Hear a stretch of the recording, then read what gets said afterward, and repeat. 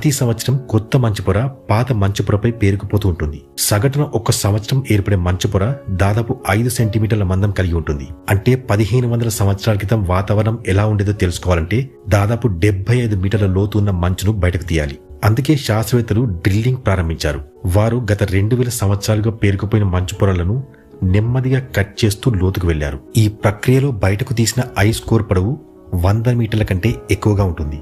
అందులో Justin and plague కాలంలో పడిన మంచు కూడా ఉంది. ఆ తర్వాత శాస్త్రవేత్తలు ఈ ఐస్ కోర్ పై ఎలక్ట్రికల్ కండక్టివిటీ పరీక్ష నిర్వహించారు. అప్పుడు వారికి ఒక ఆశ్చర్యకరమైన విషయం కనిపించింది. క్రీస్తు శకం 500 నుండి 600 సంవత్సరాల మధ్య ఏర్పడిన మంచు పొరల్లో సల్ఫర్ స్థాయిలో ఒక్కసారిగా భారీ పెరుగుదల గుర్తించారు. ఇది వారికి దొరికిన అత్యంత ముఖ్యమైన క్లూ.